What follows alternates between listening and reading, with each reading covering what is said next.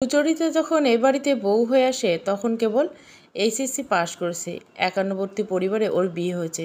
ওর দুজন ননাস আর একজন ননদ। সবার তখন বিয়ে হয়ে গেছে। ওরা সবাই চাকরিজীবী, যে যার চাকরি সংসার নিয়ে ব্যস্ত। তবে সময় পেলে বাপের বাড়ির হাড়ির খবর নাড়াচাড়া করতে ছাড়ে না। আবার কুটকাচালিয়েতেও অংশ নেয়, সে কথা পরে আসছি। আর ভাসুর দুজন। সুচরিতা ছিল বা এ বাড়ির ছোট বউ, কিন্তু ওর বরের সবচেয়ে বেশি আয় রোজগার করত, সংসারের দায়িত্ব সবচেয়ে বেশি পালন করত। ওর বরের এক্সপোর্ট ইম্পোর্টের ব্যবসা ছিল। সুচরিতার বিয়ের 2 বছর আগে শ্বশুর মারা যান। শাশুড়ি এখন এই সংসারে কর্ত্রী। বড় আদর করে ওকে বউ করে নিয়ে আসেন। এটাই ওর জীবনের সবচেয়ে বড় কাল হয়। সুচরিতা দেখতে যেমন সুন্দরী তেমনি মেধাবী ছিলেন। ওর পড়াশোনা ইচ্ছে দেখে শাশুড়িমা ওকে অনার্সে ভর্তি করে দেন। বাকি দুই যা এটাকে ভালোভাবে নিল না। ওনারা মেট্রিক পাশ করে এ বাড়িতে বউ হয়ে আসে। শাশুড়িমা ওদের কলেজে ভর্তি করেছেন, কিন্তু ওনারা পড়াশুনো করলেন না। তাই সুচরিতার পড়াশোনাটা ওনারা মেনে নিতে পারল না। তারা শাশুড়ির কানে সুচরিতার বিরুদ্ধে বিষ ঢালার সুযোগ খুঁজতে লাগলো। শাশুড়িমা ওর পড়াশোনার ব্যাপারে বেশ সিরিয়াস ছিলেন। বাকি জায়েদের সাথে সুচরিতার গল্প করা, আড্ডা দেওয়া শাশুড়িমা পছন্দ করতেন না। সে সময়টাকে ওকে পড়াশোনা নিয়ে ব্যস্ত থাকতে বলতেন। আবার কলেজ থেকে সুচরিতা ফিরতে দেরি হলে ওর জন্য আলাদা করে ভাত তরকারি বেড়ে রাখতেন। ওনার ছোট ছেলে যেহেতু ব্যবসার কাজে প্রায় দেশের বাইরে যেতে হতো, সেজন্য ছোট বৌমার উনি ভালোই খেয়াল রাখতেন।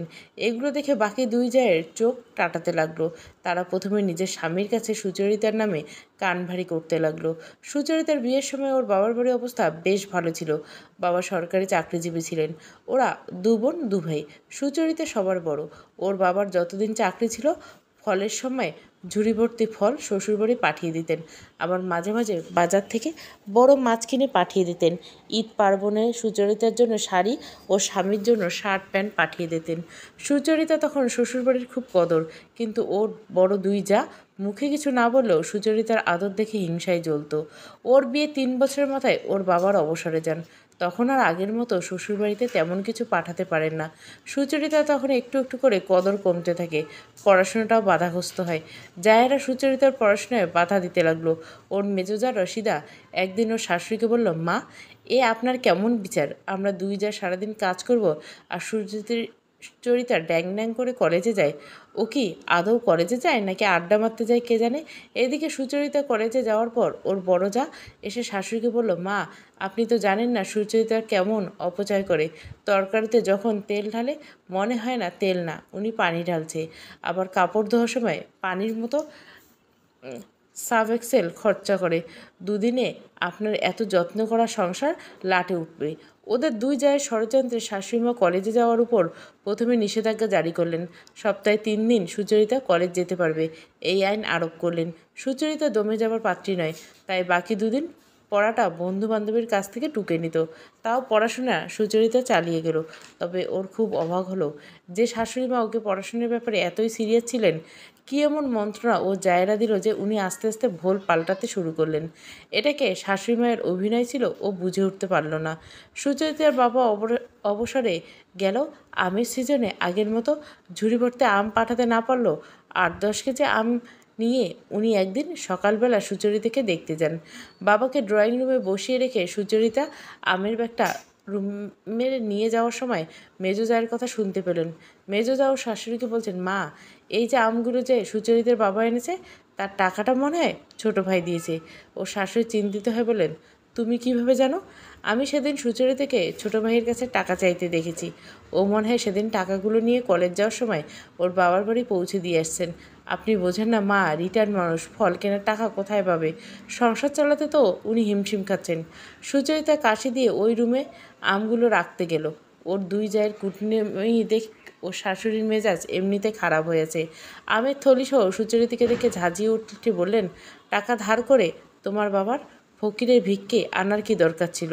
আর শোনো, তোমার বাবা আসার আগে তো খবর দিয়ে আসেনি, সুতরাং অত আদর আপ্যায়ন করতে পারবো না। বাপের আদর না খেয়ে তাড়াতাড়ি বিদায় করো, সংসারে মেলা কাজ পড়ে আছে। সুচরিতা অপমানে যেন মাটির সাথে মিশে যেতে চাইল। শাশুড়ি মুখের উপর শক্ত কথা শুনিয়ে দিতে ইচ্ছে হলো, কিন্তু ও জানে শাশুড়ি মায়ের কান ভাঙিয়েছে ওর দুই যা, তাই আর কথা বাড়ালো না। তবুও কষ্টে বুকটা ফেটে গেল। শাশুড়িমা অন্যের কথায় ওকে অপমান না করে যাচাই করে নিতে পারতেন। অথচ ওর বাপের বাড়িতে যখন চাকরি ছিল তখন সুচরিতার সুয়োরানি হয়েছিলেন শ্বশুর বাড়িতে, আর রিটায়ার্ড করার 6 মাস হতে না হতেই দুয়োরানিতে পরিণত হলো। অথচ তার স্বামী আয়ে পুরো সংসার চলে। মেজ ভাসের সরকারি অফিসের কেরানি আর বড় ভাসের ব্যাংকের ক্যাশিয়ার। ও বাবাকে কিছু বুঝতে না দিয়ে ড্রয়িং রুমে বাবা কাছে মা ভাই বোনের খোঁজ নিল। এমন সময় ওর বড় জায় এসে নাস্তা দিয়ে বলল, খালু কেমন আছেন? আসলে আপনি আসার আগে তো খবর দিয়ে আসেননি। ঘরে তেমন কিছু ছিল না, আর দোকানে পাঠানোর মতো বাসায় কেউ নেই। নাস্তার আয়োজন দেখে সুচরিতার বাবা বলল, কোনো সমস্যা নেই, আমি ডায়াবেটিসের রুগী, আমার 1 কাপ চিনি ছাড়া চা হলেই হয়ে যায়। খালু, আপনি মেয়ের সাথে গল্প করছেন, আমার অনেক কাজ পড়ে আছে, আমি আসছি। বড় যা চলে যাওয়ার পর সুচরিতার নাস্তার আয়োজনের দিকে তাকিয়ে চোখ দুটো নোনা জলে সিক্ত হলো। 1 কাপ চিনি ছাড়া চা আর একটা পিরিচ চানাচুর দিয়েছে। ওর বাবার কিডনির সমস্যার কারণে চানাচুর খাওয়া ডাক্তার নিষেধ করেছেন। অথচ ওর বাবা যখন চাকরি ছিল উনি মেয়ের শ্বশুরবাড়িতে 2 হাত ভরে খরচ করতেন, আর ওর শাশুড়িও আদর আপ্যায়নের কমতি ছিল না। সুচরিতার বাবা বুঝলেন এখানে আর বেশিক্ষণ থাকা যাবে না। যাত্রাবাড়ি থেকে মেয়ের শ্বশুরবাড়ি কল্যাণপুরে এসেছিলেন। ভেবেছিলেন মেয়ের বাড়িতে দুপুরবেলাটা কাটিয়ে বিকালে বাড়ির পথে রওনা দেবে, কিন্তু এখন তো সেই উপায় নেই। যাই হোক, চা খেয়ে সুচরিতা বললেন, তো শাশুড়িকে ডাক মা, আমার এক্ষুনি বেরোতে হবে, দেখা করে চলে যাই। বাবা, দুপুরে খেয়ে যাও। না রে, কাজের কথাটা ভুলিয়ে গিয়েছিলাম, এখন মনে পড়লো, আজকের মধ্যে শেষ করতে হবে, নইলে বিরাট ক্ষতি হয়ে যাবে। সুচরিতা আর কিছু বলল না। তারপর ঘরের ভিতর গিয়ে শাশুড়িকে ডেকে আনলেন। শাশুড়িকে দেখে ওর বাবা বললেন, বেন, আসসালামু আলাইকুম, ভালো আছেন? ওয়ালাইকুম সালাম, আল্লাহ পাক ভালোই রেখেছেন। আপনি এখন চাকরি বাকরি নাই, কষ্ট করে ধার দানা করে এগুলো আনার দরকার কি ছিল? বেয়ান, আল্লাহ পাক যেটুকু আমায় দিয়েছেন তাতে আমার শুকরিয়া আদায় করে শেষ করতে পারবো না। ধার দেনা করতে হবে না, ছেলে মেয়ে নিয়ে আমি ভালোই চলতে পারবো। আজ তাহলে আসি বেয়ান। বাবা চলে যাওয়ার পর সুচরিতা আল্লাহর কাছে প্রার্থনা করে মনে মনে শপথ নিল যে ওর যদি মেয়ে হয় ওকে নিজের পায়ে দাঁড় করিয়ে বিয়ে দিবে। আজ যদি ওর একটা চাকরি থাকতো তাহলে ওর বাবার আদর আপ্যায়ন সবাই ঠিক মতো করতো। আজ মানুষের এসব মিথ্যে কথা হজম করতে হতো না। ও যেখানে ওর হাত খরচটুকু ওর স্বামীর কাছ থেকে চেয়ে নেয় না, সেখানে কিভাবে ওর যা একটা জলজন্ত মিথ্যে কথা শাশুড়ি কানে ঢুকিয়ে দিল, আর শাশুড়িমা সেটা বিশ্বাস করে যাচ্ছে, তাই ব্যবহার করলেন। সুচরিতা বাইরে থেকে দেখলেও ননির পুতুলের মতো হলো, ওর ভিতরটা ছিল ইস্পাতের মতো কঠিন। সুতরাং হোঁচট খেয়ে পড়ে যাওয়ার মেয়ে সুচরিতা নয়। ওর স্বামী যেহেতু ব্যবসার কাজে বিভিন্ন দেশে ঘুরে বেড়ায়, তাই বাড়ি আসার পর সংসারের কোনো কথা স্বামীকে জানায় না। ওর স্বামী হিমেল ওকে প্রচণ্ড ভালোবাসে। যে কটা দিন থাকে সুচরিতা ওর মন খারাপ করতে দিতে চায় না। সেবার হিমেল সিঙ্গাপুর থেকে আসার সময় ওকে যেভাবে চমকে দিল, ওর সব কষ্ট এক লহমায় দূর হলো। যে তারিখে আসার কথা ছিল সে তারিখে না আসে হিমেল 2 দিন আগে চলে এসেছিল। সিঙ্গাপুরে গিয়ে হিমেল সেবার কাজে মন বসাতে পারেনি। সুচরিতার জন্য মনটা খুব পড়ছিল, কোনো মতে কাজ মন বসাতে পারছিল না। ওর বিদেশি পার্টনার টিঙ্কু ওর মন খারাপ দেখে বলেছিল, চলো তোমাকে এমন জায়গায় নিয়ে যাবো মুহূর্তে মন ভালো হয়ে যাবে। কোথায় নিয়ে যাবে? আমি জানি এই মুহূর্তে বউ ছাড়া কেউ আমার মন ভালো করতে পারবে না, সেটা এই মুহূর্তে সম্ভব না, তবে আমি তোমাকে এমন জায়গায় নিয়ে যাব তোমার শরীর ও মন দুটোই ফুরফুরে থাকবে। হিমেল ঘড়ি কাটার দিকে তাকিয়ে দেখলো রাত 9টা বাজে। টিঙ্কুর সম্পর্কে ওর অনেক কথাই শোনা আছে, আর নিত্য নতুন নারী সঙ্গ অন্যতম। ওর সাথে ব্যবসায়িক ডিলটা হওয়া এখনও হিমেলের বাকি, তাই হিমেল এই মুহূর্তে টিঙ্কুকে চটাতে চায় না। ওর সাথে গিয়ে দেখা যাক হিমেলের জন্য কি অপেক্ষা করছে। টিঙ্কু ওকে একটা 7 স্টার হোটেলে নিয়ে গেল। সেখানে সারিবদ্ধভাবে সুন্দরী রমণীরা বসে আছে। টিঙ্কু ফিচেল হাসি দিয়ে বলল, তোমাদের মতো যারা ম্যারেড ব্যাচেলার বিজনেসম্যান এদেশে বিজনেস করতে আসে, শুধু তাদের জন্য আমাদের এই হেরেমখানা। এদেরকে এক রাতের জন্য অনেক ডলার খরচ করতে হবে, যেটা সবার পক্ষে সম্ভব না। তবে তোমার খরচটা আমি বহন করব, এটা তোমার জন্য আমার স্পেশাল গিফট। ওখানে বসেছিল তার মধ্যে সবচেয়ে সুন্দরী মেয়েটি টিঙ্কুর চোখের ইশারায় হিমেলের কাছে এসে ওকে আলতো করে গলায় চুমু খেলো। হিমেল পকেট থেকে সিগারেট আর লাইটার বের করে মেয়েটার বাঁধন থেকে মুক্ত করে নিকোটিনের ধোঁয়ায় জ্বালাতে ব্যস্ত হয়ে পড়ল। তারপর টিঙ্কুর দিকে তাকিয়ে বলল, তুমি তো জানো এসবে আমার অভ্যাস নেই, তাহলে এখানে কেন নিয়ে এলে? ইয়াং ওয়ান, শরীর আর মনের চাহিদা বলে কথা, কেন হেজিটেট করছো? তোমার বউ কিচ্ছু জানতে পারবে না।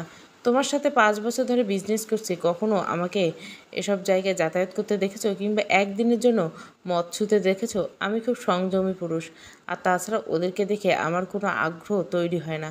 মেয়েটা মনে হয় একটু অপমানিত বোধ করলো। এই প্রথম কোনো পুরুষ ওকে রিফিউজ করলো।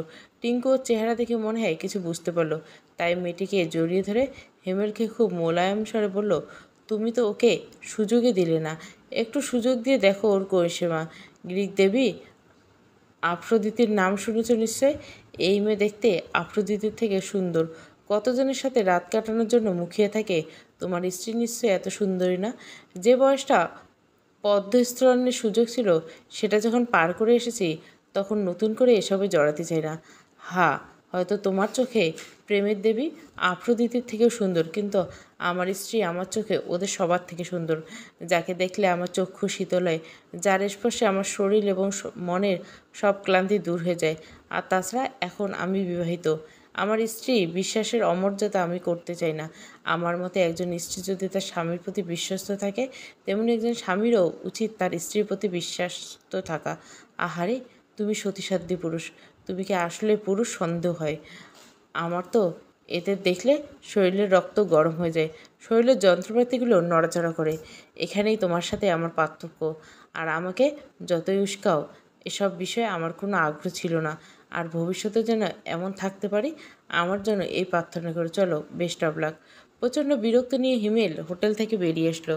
মনে মনে ঠিক করলো এই লোকের সাথে কাজ না করাই ভালো।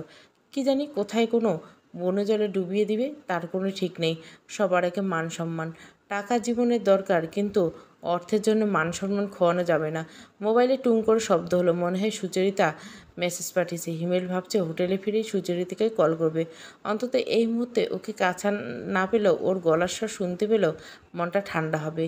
হোটেলে ফিরে হিমেল বাথরুমে গিয়ে একটু ফ্রেশ হয়ে নিল। আসার পথে ডিনার করে এসেছে। এখন অনেকটা সময় সুচরিতার সাথে কথা বলতে পারবে। তার আগে এশার নামাজ পড়ে নিতে হবে, নয়তো সুচরিতা ফোন দিয়ে যখন জিজ্ঞাসা করে জানবে হিমেল নামাজ পড়া হয়নি, তখন ওর মনটা খারাপ হয়ে যাবে। হিমেল তাড়াতাড়ি এশার নামাজ পড়ে নিল, তারপর কাজ ঘেরা বারান্দায় এসে বসলো। একটা সিগারেট ধরে এক কপি মগ নিয়ে 30 তলা ভবন থেকে উপর থেকে শহরটাকে দেখতে লাগলো। বেশ গোছানো ছবির মতো। ঘড়ির দিকে তাকিয়ে দেখলো রাত 12টা বাজে। বাংলাদেশের জিনিস রাত 2টো। হিমেল জানে ওর মন পাখিটা এখনও জেগে আছে। ওর সাথে কথা না বলে সুচরিতা ঘুমায় না। হিমেল মোবাইল হাতে নিয়ে কল করলো। একবার রিং হতে ওপাশ থেকে ওর মন পাখিটা রিসিভ করলো। কেমন আছো মন পাখি? থাক, ঢং করে বলতে হবে না, অভিমান করে বলল। কথায় আছে, চোখের আড়াল হলে মনের আড়াল হয়ে যায়। আমি স্বপ্নে যা দেখেছি বাস্তবে মনে হয় তাই ঘটছে কি না কে জানে। তা না হলে তোমার ফোন করতে এত দেরি হলো কেন? এমনকি আমার মেসেজের উত্তর নেই। হিমেল থতমত খেয়ে গেল, কারণ সুচরিতা মাঝে মাঝে এমন কিছু স্বপ্নে দেখে যা বাস্তবে ঘটে যায়। তাই আমতা আমতা করে জিজ্ঞাসা করলো, কী দেখেছো আগে শুনি, তারপর না হয় বলা যাবে বাস্তবে ওটা ঘটেছে কিনা।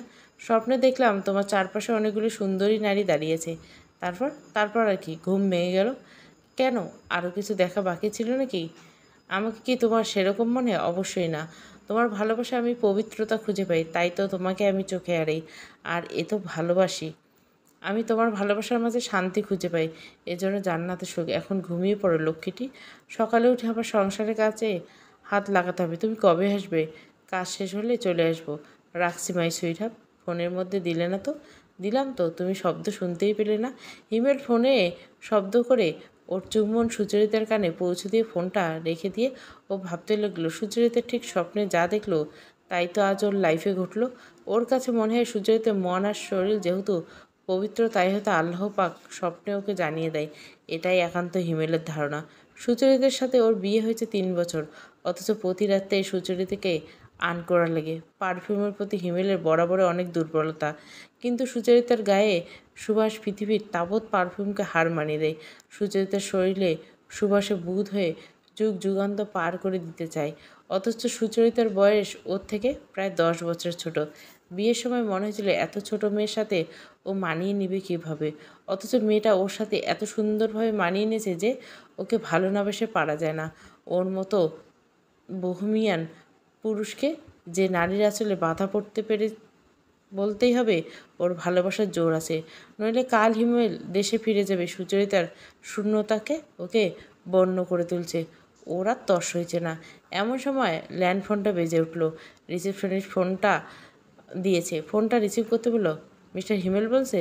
স্যার, এত রাতে আপনাকে ডিস্টার্ব করার জন্য দুঃখিত, তবে আপনার সাথে দেখা করার জন্য একজন গেস্ট লবিতে অপেক্ষা করছে। ওকে, আসছি। ফোনটা রেখে হিমেল ভাবছে এত রাতে কে এলো ওর সাথে দেখা করতে। ঘুমের পোশাকটা পাল্টে শার্ট প্যান্ট পরে নিচে নেমে আসলো।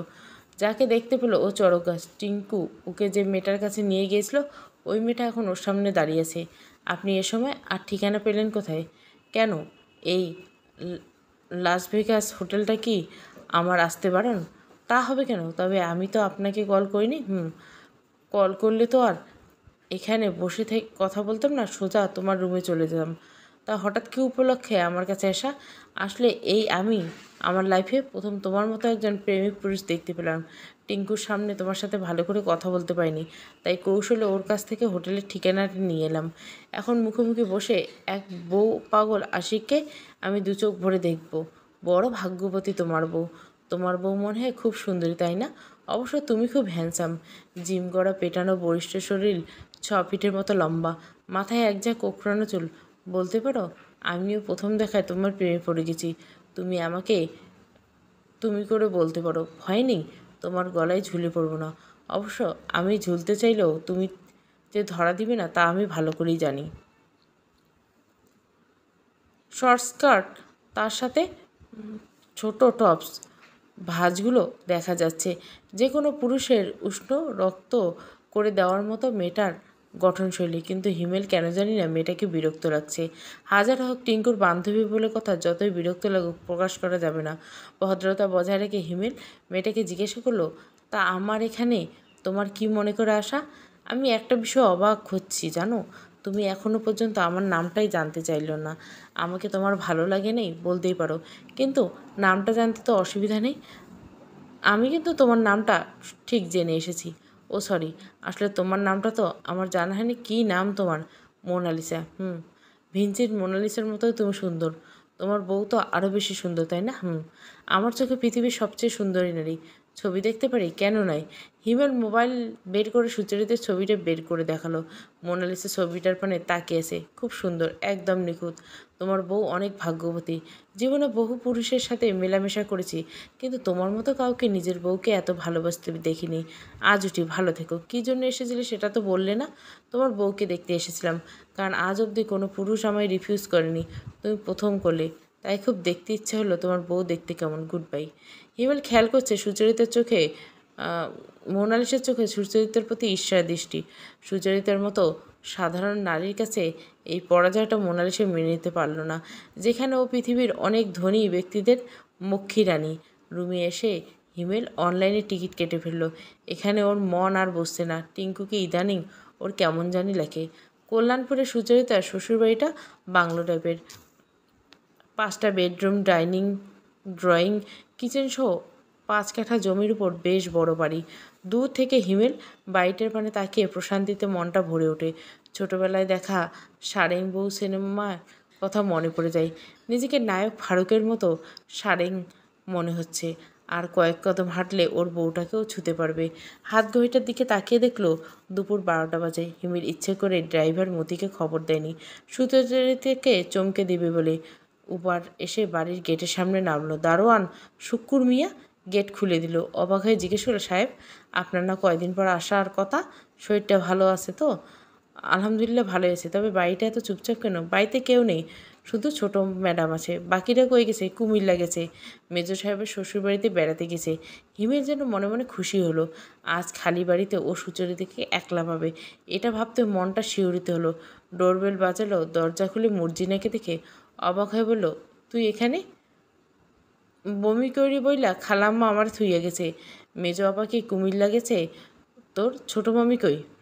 মামি গোসল করতেছে। মর্জিনাকে দেখে হিমেলে বিরক্ত অনুভব করলো। ও ভাবলো এই অপদার্থটা আবার রয়ে গেল কেন। রুমে ঢুকে দরজাটা লক করে দিল। পথ থেকে কিনে আনা বেলি ফুলের মালাটা টেবিলের উপর রাখে। সুচরিতার বেলি ফুল খুব পছন্দ। সুচরিতা ওয়াশরুম থেকে বের হওয়ার সাথে সাথে পেছন দিক থেকে হিমেলকে পাজাগোলা করে কোলে তুলে নিল। প্রাণ ভরে সুচরিতার শরীরের সুবাসটা অনুভব করলো। সুচরিতা চমকে উঠে বলল, তুমি কখন এলে? আমি তো ভয় পেয়ে গেছিলাম। ভয় পাওয়ার কিছু নাই ডার্লিং, তোমার বউ আমার বউয়ের কাছে আমি আসবো না তো কে আসবে? হিমেল আলতো করে সুচরিতাকে বিছানায় শুইয়ে দিল। সুচরিতা তরত করে বিছানা থেকে উঠে হিমেলকে বলল, ও কোনো দুষ্টুমি চলবে না, আজ শুক্রবার, তুমি গোসলে যাও, নামাজে যেতে হবে। আজ শুক্রবার, নামাজ যাব বলে বউকে আদর করা যাবে না? এটা কোন হাদিসে লেখা আছে আমার হুজুর বউ? হিমেলের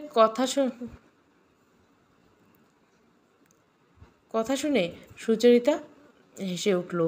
তারপর হিমেল ওকে শক্ত করে জড়িয়ে ধরে আলিঙ্গন করলো। আসলে ভালোবাসা এত সুখ বলে মানুষ এটা পাওয়ার জন্য কত কষ্ট করে নেয়। হিমেলকে ভালোবাসে বলে হয়তো এ বাড়িতে এতটুকু কটু কথা সুচরিতা হজম করতে পারছে। সুচরিতার একটু টেনশন হচ্ছে, ওখানে কোনো সমস্যা হয়নি তো? সেটা জানার জন্য হিমেলকে বলল, ডিলটা হয়েছে। সব ডিল যে হতে হবে তার কোনো মানে নেই। মানুষ ডিল করে বেঁচে থাকার জন্য, কিন্তু ডিলের জন্য তো আর মানুষ তাদের মান সম্মান বিকিয়ে দিতে পারবে না। তার থেকে বড় কথা, এবার দেশের বাইরে গিয়ে কেন যেন কাজে মন বসাতে পারিনি। তোমার জন্য খুব অস্থির লাগছে, তাই চলে এসেছিলে। হিমেলে বন্ধন থেকে নিজেকে মুক্ত করে টেবিলে রাখা বেলি ফুলের মালাটা হাতে নিয়ে বলল, আমারও তোমার জন্য খুব খারাপ লেগেছে। এবার উঠো, নামাজের প্রস্তুতি নাও। সুচরিতা জানে এটা নিয়ে অনেক অশান্তি পোহাতে হবে। হয়তো এবারে মানুষগুলো ভেবেই নিবে সুচরিতার ফোন করে হিমেলকে ডেকে এনেছে। সন্ধেবেলা ডোরবেলটা বেজে উঠল। হিমেল দরজা খুলে দিল। ওকে দেখে ওর মা বলল, কী রে, তোর না 7 দিন পরে আসার কথা ছিল? কেন মা, আমার কি আগে আসতে নেই? ও মজা করে বলল, এভাবে কথা বলছিস কেন? আমি জানলে মেজো বউয়ের বাপের বাড়িতে বেড়াতে যেতাম না? আমাদের সাথে যেতে সুচরিতাকে কত বললাম, ও তো যেতেই চাইল না। আমিও জোর করিনি। ভাবলাম তোকে ছাড়া যেতে ও হয়তো স্বাচ্ছন্দ্য বোধ করছে না। এমন সময় হিমেলের মেজো ভাবে একটু খোঁচা দিয়ে বলল, মা, সুচরিতা জানতো বলে আমাদের সাথে যেতে চায়নি। সুচরিতা একটু রেগে গিয়ে বলল, আমি জানতে পারলে তোমাদের বুঝি জানাতাম না? নাই জানাতে পারো, এটা তোমাদের স্বামী স্ত্রী ব্যাপার। হিমেলের মা একটু বিরক্ত হয়ে বলল, কথা চালাচালি না করে ছোট বউ চায়ের ব্যবস্থা করো, তোমার আপা এক্ষুনি চলে যাবে। সুচরিতা মেজোজা ও শাশুড়ির মনে বিষ ঢুকিয়ে মেয়েটাকে কোলে নিয়ে নিজের রুমে চলে গেল। শাশুড়িমা মনে মনে সুচরিতার উপর রেগে গেলেন। ছেলে ওনার কাজে গিয়েছিল, কাজ ফেলে তো এত জলদি চলে আসার কথা না। নিশ্চয়ই সুচরিতা ওকে ডেকে এনেছে, তা না হলে কাজ ফেলে এত তাড়াতাড়ি ছেলে ফিরে আসতো না। এরকম করলে তো দুদিনে এই সংসার লাঠে উঠবে। হিমেলের বড় ভাইয়ের ছেলেটা ওর কোলে বসে আহ্লাদ করে বলল, চাচু, তুমি আমার জন্য সিঙ্গাপুর থেকে কিছুই আনলে না কেন? বাবারে, এবার আমি কারোর জন্য কোনো শপিং করতে পারিনি। ওদের চাচা বাচ্চাদের কথা শুনে সুচরিতার বড় যা খোঁচা দিয়ে বলল, তোর চাচা বাচ্চা হলে তোদেরকে তো ভুলেই যাবে, শপিং তো দূরের কথা। এসব টিপিক্যাল কথা বাদ দিয়ে বলো তো, বড় ভাই আর মেজো ভাই কোথায়? গাড়িটাতে একটু সমস্যা হয়েছে, গ্যারেজে নিয়ে গেছে। একথা বলে বড় ভাই ফ্রেশ হতে রুমে চলে গেল। এতক্ষণ পরে ওয়াশরুম থেকে জুলেখা বের হয়ে হিমেলকে বলল, তোর কাজ হয়েছে? না, হয়নি। কাজ না করে চলে আসলি কেন? মেজপা, আমি বুঝতে পারছি না, তোমরা সবাই জিজ্ঞাসা করছো আমি কেন আগে চলে আসলাম। মনে হচ্ছে আমার আশাটা অন্যায় করেছি। বলাটা স্বাভাবিক না।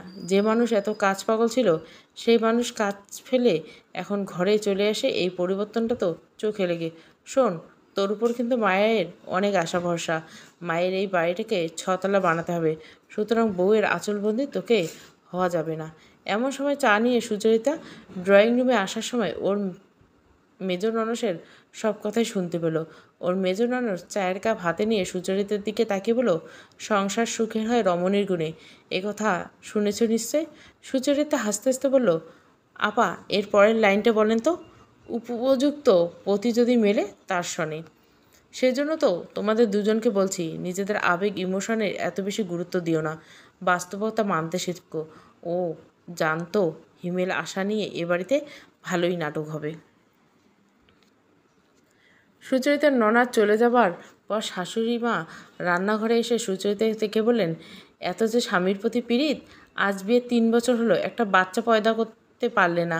আমার ছেলেটাকে যদি খাই মেটাতে আসতেই বলছিলে, তা এত মিথ্যে বলার দরকার ছিল না। আর এখনকার মেয়েদের ও লাস্ট শরম নাই। আমার স্বামী ঘর করছি, নির্লজ্জ তো ছিলাম না। একান্নবর্তী পরিবারে অনেক নিয়মকানুন মেনে চলতে হয়। এ কথাগুলো বলে উনি চলে গেলেন। সুচরিতার ডিনারের জন্য টেবিলে ভাত বেড়ে দিচ্ছিল। শাশুড়িমায়ের কথাগুলো শুনে তবদা খেয়ে গেল। কদিন আগেও যে শাশুড়িমা ওকে চোখে হারাতো, কী এমন ঘটনা ঘটল যে এখন আর ওকে সহ্য করতে পারছে না? চোখের কোণটা অশ্রুসিক্ত হয়ে গেল। পরদিন সুচরিতা একটু বেলা করে ঘুম থেকে রাতে মনে হয় জ্বর এসেছে, শরীর মন দুটোই খারাপ। হিমেলের জন্য সুচরিতার খারাপ লাগছে। ও কত খুশি হয়ে আসলো সুচরিতার সাথে সুন্দর সময় কাটাবে, আর সুচরিতার জ্বর বাঁধিয়ে বসলো। সারা রাত ঘুমিয়ে কাটলো, আর হিমেল বেচারা ওর মাথায় জলপট্টি দিল, ওষুধ খাওয়ালো। ভোরের দিকে জ্বর ছেড়ে যাওয়াতে বেচারা ঘুমিয়েছে। ঘুমন্ত হিমেলের মুখটা দেখে সুচরিতার খুব মায়া লাগছে। ভালোবাসা মনে হয় এভাবে মায়ায় পরিণত হয়। হিমেলের কপালে আলতো করে চুমু দিয়ে সুচরিতা ওয়াশরুমে গিয়ে ফ্রেশ হয়ে চা বানাতে চলে গেল। কিচেনে মেজোজা সবজি করছে, ওকে দেখে বলল, স্বামীর শোয়াক খেয়ে ঘুম ভাঙতে দেরি হলো বুঝি? না গো ভাবি, সারা রাত জ্বরের ঘরে পড়েছিলাম, বরং আপনার ছোট ভাইকে আরও আমার সেবা করতে হলো। ওর মেজোজা কারিমা সুচরিতার গলার দিকে তাকিয়ে ড্যাব ড্যাব করে তাকিয়েছে। ও একটু অবাক হলো, তারপর কিছু না বলে কিচেনে চলে গেল। মেজোজা চলে যাওয়ার কিছুক্ষণ পর শাশুড়িমা এসে সুচরিকে বলল, তুমি গোসল করবে, তার রান্নাঘরে কাজ শুরু করবে। মা, আমার সারা রাত জ্বর ছিল। ওসব বুঝি না বাপু, আমার রান্নাঘরে ঢুকতে হলে পাক পবিত্র হয়ে থাকতে হবে। এমন সময় ওর বড় জা এসে বলল, তুমি গোসলে যাও, আমি সবাইকে চা বানিয়ে দিচ্ছি। কেন ওর সাথে এমন হচ্ছে সুচরিতা বুঝতে পারছে না। শাশুড়ির হুকুম অমান্য করা উপায় নেই। আজ শনিবার, বাসায় এসব নিয়ে চিৎকার চেঁচামেচি হোক সুচরিতা নিজেও চায় না। ভাসুর দুজন হিমেল বাসায় আছে। ওদিকে হিমেল ঘুম থেকে উঠে ড্রয়িং রুমে ভাইদের সাথে বসে গল্প করছে। ওকে ডেকে যে বলবে, মাকে বোঝাতে যে উপায় নেই। ও যদি এখন দেরি করে, শাশুড়ি মায়ের রাগও চরমে উঠবে। অগত্যা ওয়াশরুমে ঢুকে সুচরিতা গোসল করে নিল। গোসল করে বের হওয়ার সময় দেখে বড়জা সখিনা ওর বিছানায় এক কোণে বসে আছে। ওকে দেখে বলল, মা তোমাকে চাদরটা পাল্টাতে বলছে। কালকেই তো পাল্টেছি। না মানে, করিম আমাকে বলেছে তোমার চাদরের নাকি লেগে আছে, আর তোমার লাভ বাইটগুলো ঢেকে রেখো। হাজার হোক বাড়িতে তো মুরব্বীরা থাকে। এই কথা বললে ওর বড় যা চলে গেল। সুচরিতার কান গরম হয়ে গেল। ও তাড়াতাড়ি আয়নার দিকে তাকিয়ে দেখলো গলার কাছে একটা লাল দাগ রয়েছে। এজন্য মেজভাবি ওভাবে ওর গলার দিকে তাকিয়েছিল। মানুষের মন কতটা জঘন্য হলে এ ধরনের কথা মুখ দিয়ে বের করে। ওর কি কোনো প্রাইভেসি থাকতে পারে না? ও জানে ওর মেজোজা খুব নিচু মনের মানুষ, তবে তার ধারণাটা যে এতটা নিচু সেটা সুচরিতার জানা ছিল না। যাই হোক, সুচরিতা বিছানার চাদর পাল্টানোর সময় হিমেল এসে ওকে বলল, তুমি এই জ্বর শরীরে গোসল করতে গেলে কেন? এমনি চাদর পাল্টাচ্ছ কেন? মেজভাবি বলেছে আমাদের চাদরের সঙ্গে নাকি দাগ লেগেছে।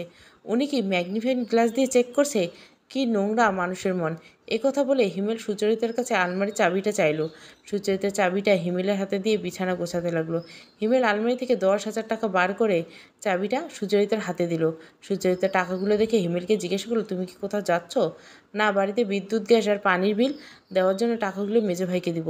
এমন সময় সুচরিতা মাথা ঘুরে পড়ে যাচ্ছিল। হিমেল তাড়াতাড়ি ওকে বুকে জড়িয়ে ধরলো। সে সময় ওর মেজোজা হিমেলকে ডাকতে ডাকতে ঘরে ঢুকে এই অবস্থায় দেখে বলল, ছোট ভাই, তোমরা দরজা লাগিয়ে দিয়ে তো এসব করতে পারো, তোমাদের না হয় লজ্জা শরম নেই, কিন্তু আমাদের তো আছে। হিমেল রেগে ধমক দিয়ে বলো, চুপ করো ভাবি, যা জানো না তা নিয়ে কথা বলো না। করিসীমা করিমা একটা থতমত খেয়ে গেল। হিমেল সুচরিতাকে আলতো করে বিছানায় শুয়ে দিয়ে বলল, জ্বর শরীর, তোমাকে কে গোসল করতে বলছে? খারাপ লাগছিল বলে আমি নিজেই করছি। করিমা মুখ ভার করে হিমেলকে বলল, তোমার ভাই তোমাকে ডাকছে, ভাইজানকে অপেক্ষা করতে বললো, আমি আসছি। করিমা মুখ ভার করে ঘর থেকে বেরিয়ে গেল। হিমেলের মেজাজ খারাপ দেখে ওর মা তাড়াতাড়ি ওদের ঘরে চলে আসলো। হিমেলের দিকে তাকিয়ে বলল, কি হয়েছে, এত মেজাজ খারাপ করছিস কেন? তোমার ছোটো বৌমার কাণ্ড দেখছো? জ্বর অবস্থায় গোসল করে এক্ষুনি মাথা ঘুরে পড়ে যাচ্ছিল। ও তো সকালে আমায় কিছু বললো না।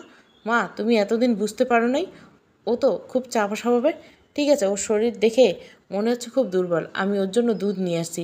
শাশুড়িমা চলে যাওয়ার পর সুচরিতা হিমলকে বলল, এত রাগ করার কী আছে? কিছুক্ষণ বিশ্রাম নিলে শরীর এমনিতে সামলে উঠতো।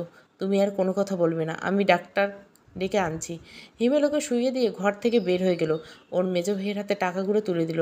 উনি হিমেলের চেহারা দেখে বলল, এত টেনশন করিস না, ডাক্তার ডেকে এনে দেখিয়ে নে, সব ঠিক হয়ে যাবে। ওর বড় ভাই আবার হেমোপ্যাথি করে, তাই উনি হিমেলকে ডেকে বলেন, আমার কাছ থেকে 2 পুড়িয়ে খাইয়ে দে, জ্বর বাব্বা পুকুরে চলে যাবে। না, আমি ডাক্তার ডেকে আনছি, ও একটু দুর্বল হয়ে গেছে। হিমেল ডাক্তার নিয়ে এসে সুচরিকে দেখিয়ে দিল।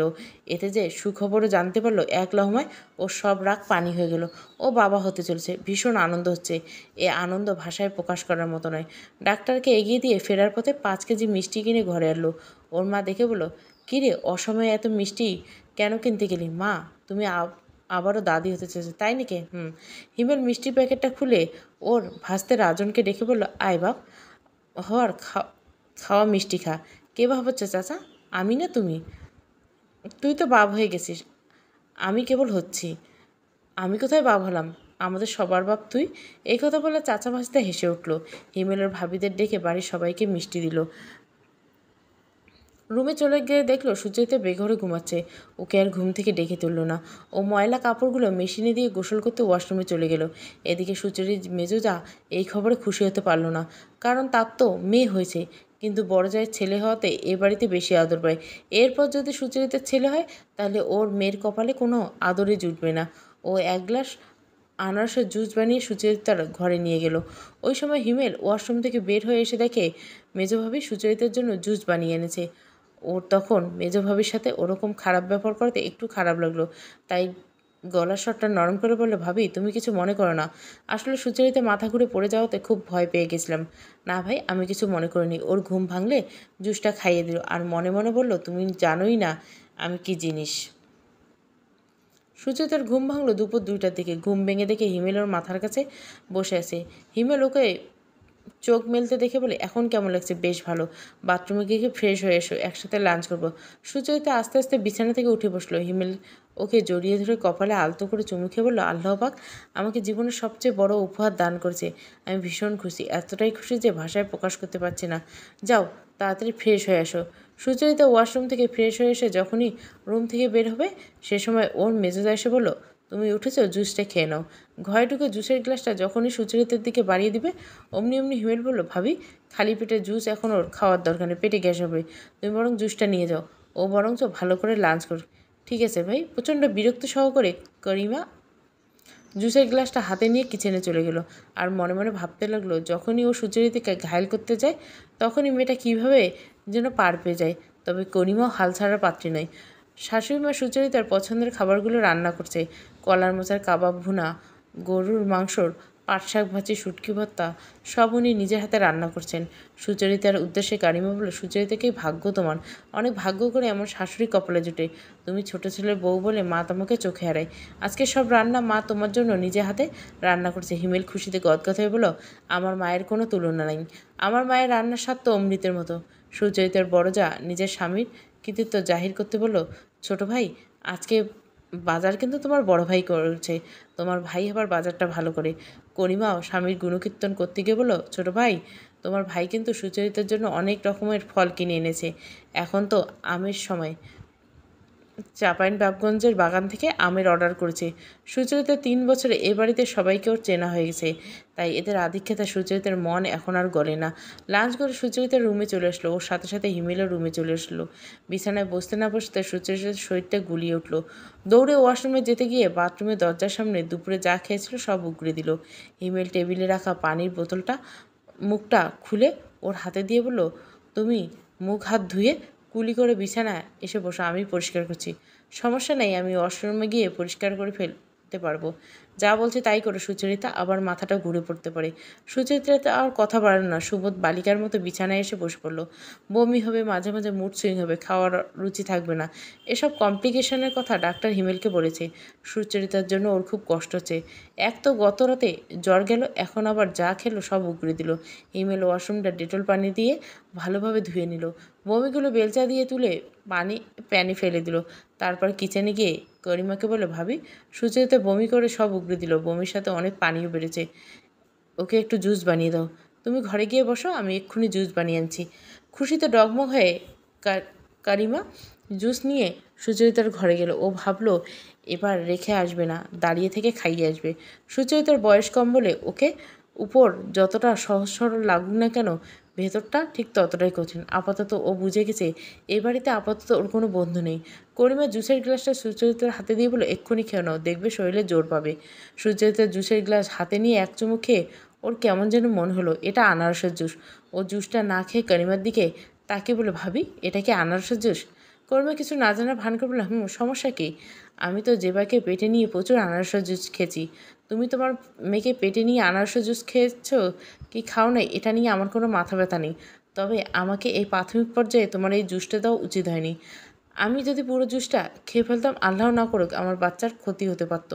অনেক সময় বাচ্চা অ্যাবর্শন হয়ে যায়। তুমি এটা আমায় কি বললে? তোমার কি মনে হয় আমি জেনে বুঝে তোমার জুসটা এনে দিয়েছি যাতে তোমার বাচ্চাটা অ্যাবর্শন হয়ে যায়? ছোট ভাই আমাকে বলল তুমি বমি করে দুর্বল হয়ে গেছো, তাই হাতের কাছে যে ফলটা পেয়েছি সেটাই তোমাকে জুস বানিয়ে দিয়েছি। দেখো ছোট ভাই, সুচরিতা যখন আমায় বিশ্বাস করে না, তবে ওর কোনো কিছুর দায়িত্ব তুমি আমায় দিও না।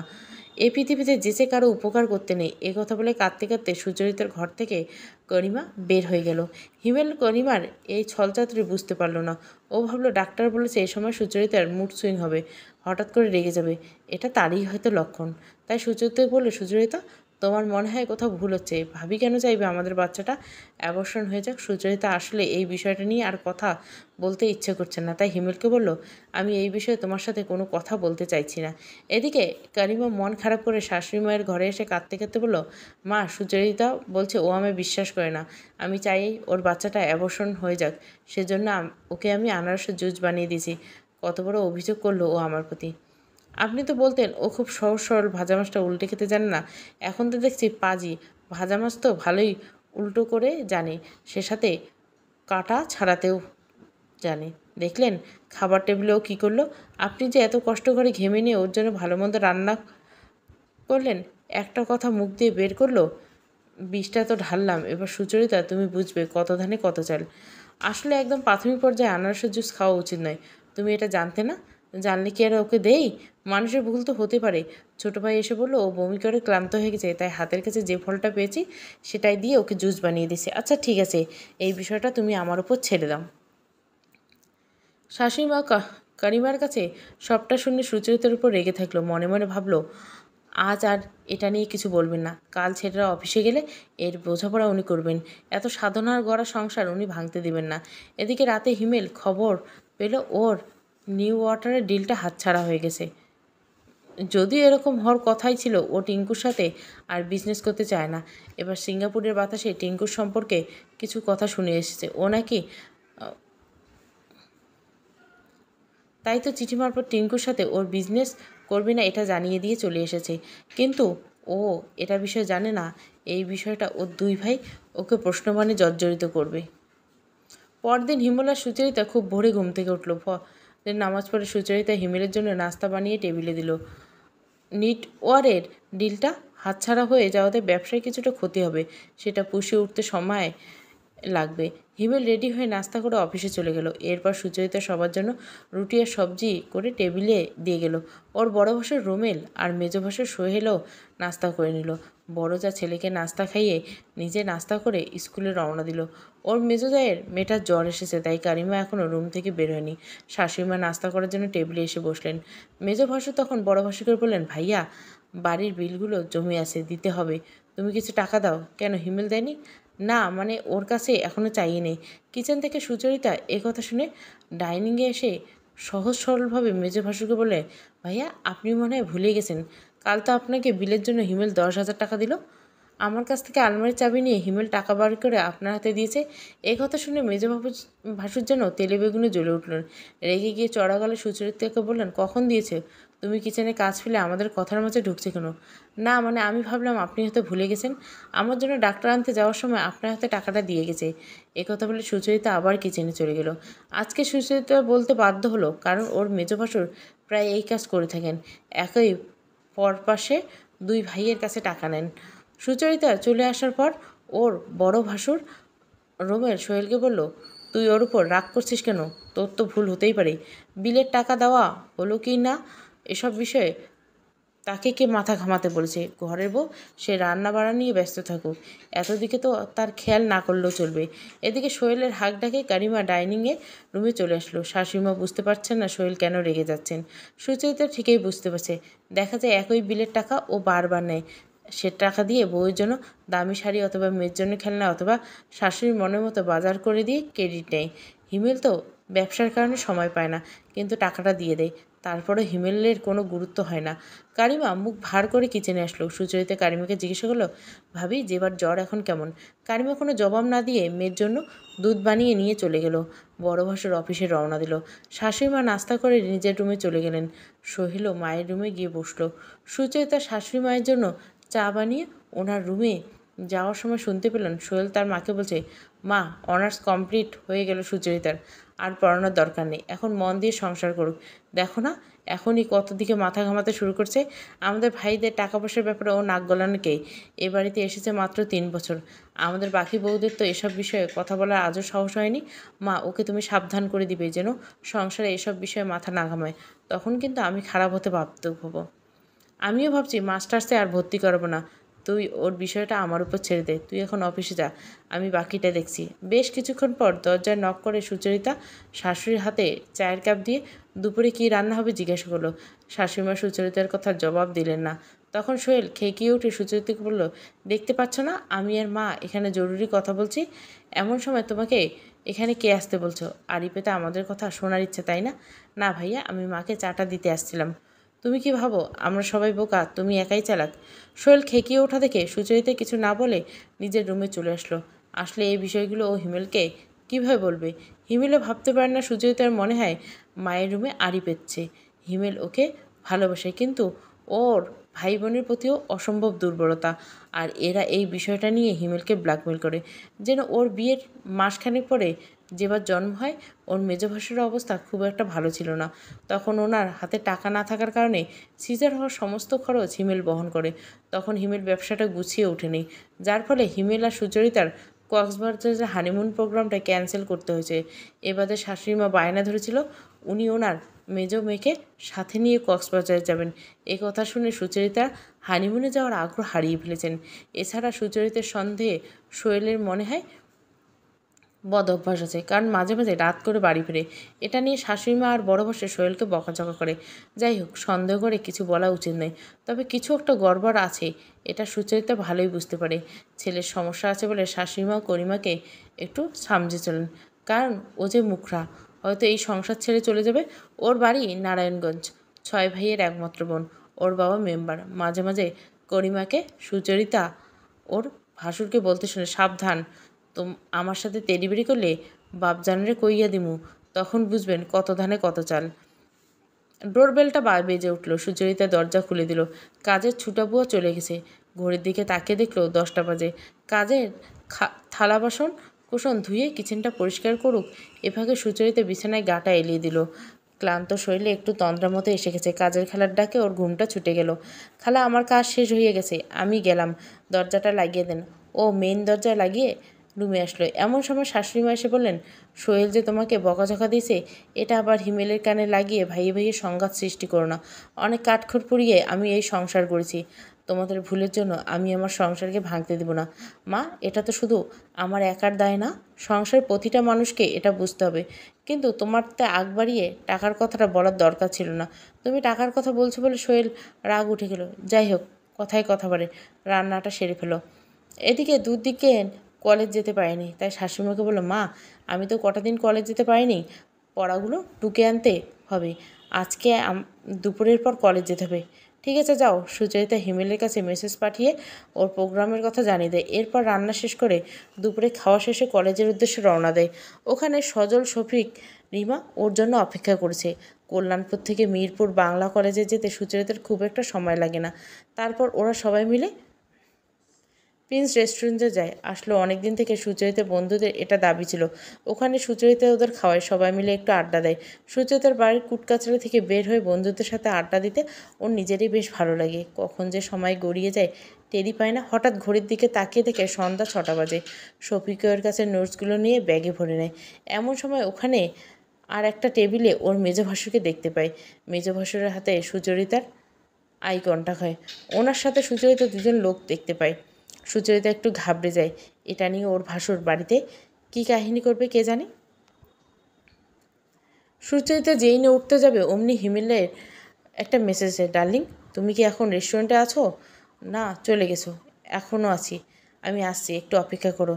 এজন্য সুচরিতার কাছে মেঘ নাচিতে জল, তাই এক মুহূর্ত অপেক্ষা না করে ও মেসেজ দিল ওকে। সুচরিতা ওর ফ্রেন্ডদের একটু অপেক্ষা করতে বললো। কিছুক্ষণ পর ওর ভাসুর ওখান থেকে চলে গেল। আসলে সুচরিতা এটা ভালো করে জানতো ওর ভাসুর যেহেতু এখানে ওকে দেখছে, তাই আজ তাড়াতাড়ি বাড়ি গিয়ে ওর শাশুড়ি মায়ের কান ভারী করবে, তারপর এটা নিয়ে অশান্তি শুরু করবে। হিমেল থাকলে অশান্তির মাত্রাটা একটু কমবে। যাক, কিছুক্ষণ অপেক্ষা করার পর হিমেল চলে আসলো। সুচরিতার ফ্রেন্ডদের হিমেল আগের থেকে চিনত, তাই ওদের সাথে কুশল বিনিময় করে হিমেল সুচরিতাকে নিয়ে বাড়ির পথে রওনা দিল। হিমেল সুচরিতাকে বাড়ির গেটের সামনে নামিয়ে একটু বাজারের দিকে গেল। সুচরিতার ডোল বেলটা বাজালো। ওর মেজোজা এসে মুখ গম্ভীর করে দরজাটা খুলে দিল। সুচরিতা বাসায় ঢুকে গিয়ে শুনতে পেল ওর ভাসুর ও শাশুড়িমাকে বলছে, ওই যে মাক্ষীরানী আসলো। শাশুড়ি সুচরিতা ডেকে জিজ্ঞাসা করলো, তোমার তো কলেজ যাওয়ার কথা ছিল, তুমি রেস্টুরেন্টে গিয়েছিলে কেন? মা, ওই সময় তো কলেজ বন্ধ থাকে, তাই রাস্তায় দাঁড়িয়ে কথা না বলে ওদের নিয়ে রেস্টুরেন্টে গিয়েছিলাম। ওর কথা শুনে মেজো ভাসুর রেগে গিয়ে বলল, কলা বেচা রদ দেখা একসাথে চললো।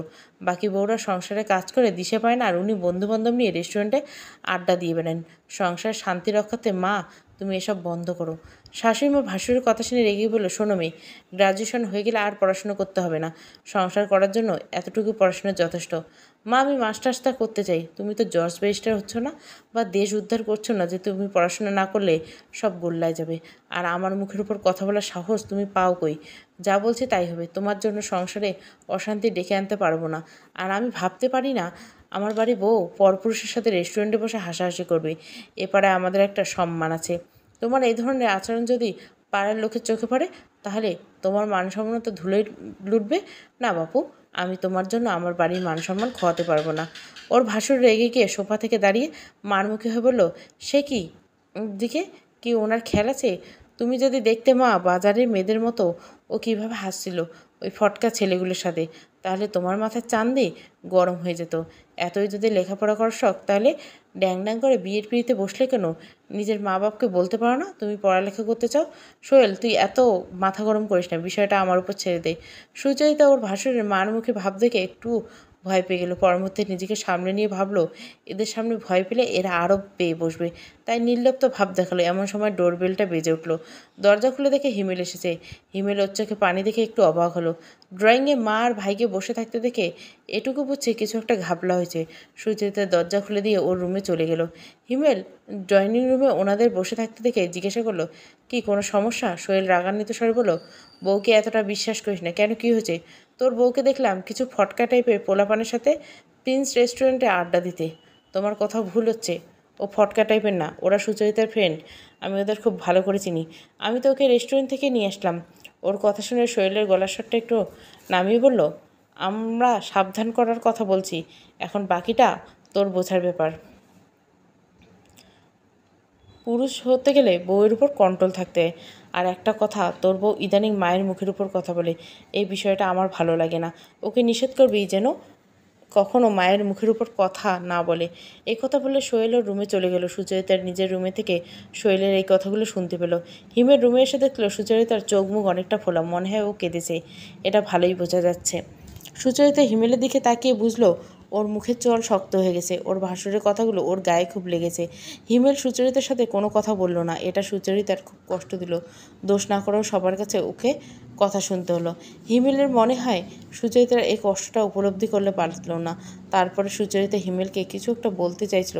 তার আগে হিমেল ওকে বলল, সুচরিতা, আমি তোমার সব কিছু মানতে পারবো, কিন্তু আমার মাকে যদি তুমি অসম্মান করো তাহলে তোমার কোনো কিছু আমার পক্ষে মানা সম্ভব নয়।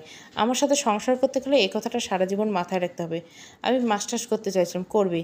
আমি তোমার কোনো আশায় অপূর্ণ রাখবো না। পারি কি না পারি আমি অন্তত চেষ্টা করব, কিন্তু মাকে অসম্মান করলে আমি তোমার জন্য কিছুই করতে পারবো না। তুমি মায়ের কাছে মাপ চেয়ে নিও। আমি তো মাকে তেমন কিছুই বলিনি। তোমার দৃষ্টি হয়তো বলো নেই, কিন্তু মা কষ্ট পেয়েছে। এই কথা বলে হিমেল রুম থেকে বের হয়ে গেল। সুচরিতা কী করে বোঝাবে ওকে বিনা দোষে এই পরিবার দণ্ড পেতে হতো। মাঝে মাঝে হিমেল ওর পর মনে হয় বাবা মায়ের উপর অভিমান হয় অনেক। সুচরিতা পড়াশুনো করতে চেয়েছিল, ওনারা একটু সাপোর্ট দিলেই পারতেন। আবার কোনো কিছু না ভেবে বিশাল জয়েন্ট পরিবারে বিয়ে দিলেন। কতই বা বয়স সুচরিতার। এই বাড়িতে ওর বর সবার ছোট। ও যদি সুচরিতা থেকে 10 বছর বড় হয় তাহলে বাকি মানুষগুলো তো ওর থেকে অনেক বড়। কীভাবে সুচরিতা ওদের সাথে পেরে উঠবে? এদিকে ওর বাবা মায়ের কথা হচ্ছে, হিমেল খুব ভালো ছেলে, কোনো রকম বদমাইশ নেই, ঘরমুখী ছেলে, নিজের মা বাবা ভাই বোনকে ভালোবাসে, এটা এমন দোষের নয়। মা আরও একধাপ এগিয়ে বলে থাকে, তোর দাদার কত রাগ ছিল, মাঝে মাঝে আমাকে বাম্মা তুলে গাল দিত, আমি তাও হজম করে তোর বাপের সাথে সংসার করে গেছি। তোর বাবা সংসারে বড় ছেলে, ওরা 8 ভাই বোন ছিল, সংসারের বেশিরভাগ দায়িত্ব তোর বাবাকে পালন করতে হতো। আমি তো ঠিক মানিয়ে নিয়েছি, মেয়েদের একটু মানিয়ে নিতে হয়, তাই সুচরিতাকে মানিয়ে খেতে হবে। কিন্তু সুচরিতা ওর মায়ের সাথে একমত নয়। মেয়েদের কেন এত সয়ে যেতে হবে? দোষ না করেও কেন দোষী হতে হবে? ওরা যদি মেয়ে হয় তাহলে সুচরিতা ওকে মানুষ হিসাবে গড়ে তুলবে, যাতে ও মাথা উঁচু করে বাঁচতে পারে, মেয়ে মানুষ হিসাবে নয়। খুব কষ্ট হয় সুচরিতার। লাইট অফ করে সুচরিতা বিছানায় শুয়ে পড়ে। বুকের কোথাও যেন কষ্টের পাহাড় জমছে। কি জানি এই পাহাড় হয়তো একদিন ও বড় হবে, যেটা ও আর হিমেলের মাঝে দূরত্ব সৃষ্টি করবে। কিন্তু সুচরিতা তো এমন জীবন চায়নি। প্রথম থেকে এখানে মানিয়ে চলার চেষ্টা করছে, অথচ আর ভাসুর হয়ে ওকে মক্ষীরানী বাজারের মেয়ে ছেলে কত কিছু বলে গেল। হিমেল তো একবারও ওর কাছে এসে জানতেই চাইতে পারতো ঘটনাটা আসলে কি। তবে এবার সুচরিতা ছাড়বে না। ও জানে হিমেল ওর উপর রাগ করে বেশিক্ষণ থাকতে পারবে না। হিমেলের রাগটা পড়ে গেলে ও ভাসুরকে ওকে এইভাবে গালিগালাজ করাটা প্রসঙ্গটা তুলবে। ও দেখতে চায় হিমেল ওর ভাইয়ের এসব কথায় কী উত্তর দেয়। দরজায় কে যেন নক করলো। ও দরজা খুলে দেখে ওর বড়জা দাঁড়িয়ে আছে। রাত 10টা বাজে। ডিনার করবে না? মা তোমাকে ডাকছে। সুচরিতা প্রথম পর্ব ভালো লাগলে অবশ্যই লাইক, শেয়ার এবং সাবস্ক্রাইব করবেন। Thank you for watching.